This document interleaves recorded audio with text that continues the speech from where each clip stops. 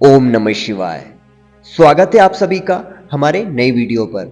आज हम आप सभी को दर्शन कराएंगे माँ नर्मदा जी के। नर्मदा नदी के आप दर्शन कैसे कर सकते हैं, कहाँ कर सकते हैं और माँ नर्मदा जी की कुछ ऐसी बातें जो आप सभी को नहीं पता है वो आप सभी को बताने का प्रयास करेंगे। आइए चलते हैं। आप सभी सामने ही दर्शन कर पा रहे होंगे माँ नर्मदा जी के। नर्मदा नदी के आसपास दो घाट हैं। एक घाट का नाम है नेमावर घाट, दूसरा नाम है हांडिया घाट। यह पड़ता है हरदा जिला मध्य प्रदेश में। मां नर्मदा नदी को मध्य प्रदेश की जीवन रेखा भी कहा जाता है। पर्वतराज मेखल की पुत्री नर्मदा को रेवा के नाम से भी जाना जाता है। नर्मदा भारतीय प्रायद्वीप की सबसे प्रमुख और भारत की 5वीं बड़ी नदी भी मानी जाती है। विंध्या की पहाड़ियों में बसा अमरकंटक एक वन प्रदेश है। अमरकंटक को ही नर्मदा का उद्गम स्थल माना गया है। यह समुद्र तल से 3500 फुट की ऊंचाई पर स्थित है। मां नर्मदा नदी को भारत में सबसे प्राचीन नदियों में से एक और 7 पवित्र नदियों में से एक माना जाता है। मां नर्मदा नदी मध्य प्रदेश और गुजरात की जीवन रेखा है, परंतु इसका अधिकतर भाग मध्य प्रदेश में ही बहता है। मां नर्मदा नदी के तट पर कई प्राचीन तीर्थ और नगर हैं। देश की सभी नदियों की अपेक्षा मां नर्मदा विपरीत दिशा में बहती है।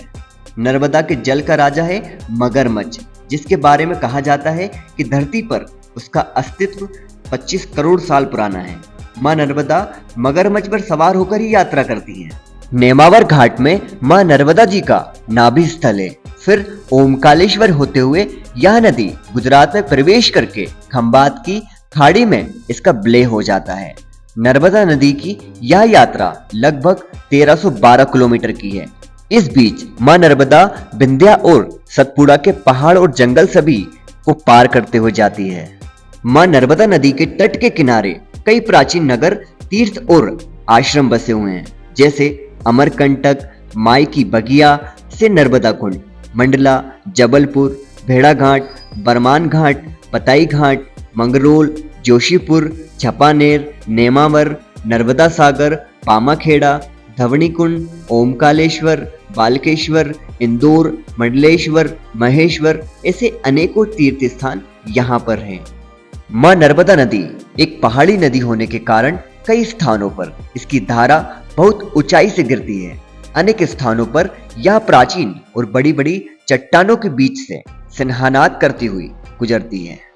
यही कारण है कि इस नदी की यात्रा में कई जलप्रपात देखने को मिलते हैं, जिसमें अमरकंटक के बाद भेड़ा घाट का जल प्रपात बहुत ही प्रसिद्ध है। मंडला और महेश्वर में मां नर्मदा की सहस्त्र धारा देखने को मिलती है। नेमावर और ओमकालेश्वर के बीच धाइडी कुंड नर्मदा का सबसे बड़ा जलप्रपात है। पुराणों के अनुसार मां नर्मदा नदी को पाताल की नदी माना जाता है। यह भी जनश्रुति प्रचलित है कि नर्मदा नदी के जल को बांधने का प्रयास किया गया तो भविष्य में प्रलय होगी। इसका जल पाताल से समाकर धरती को भूकंपों से पाट देगा। हमने यहाँ पर कुछ लोगों से बात की कि यदि मां नर्मदा नदी की पूरी परिक्रमा की जाए तो कितना समय लगेगा। उन्होंने बताया कि यदि अच्छे से मां नर्मदा नदी की परिक्रमा की जाए तो नर्मदा नदी की परिक्रमा 3 वर्ष, 3 माह और 13 दिनों में पूर्ण होती है, परंतु कुछ लोग इसे 108 दिनों में भी पूरी कर सकते हैं। चलिए इस वीडियो को यहीं समाप्त करते हैं।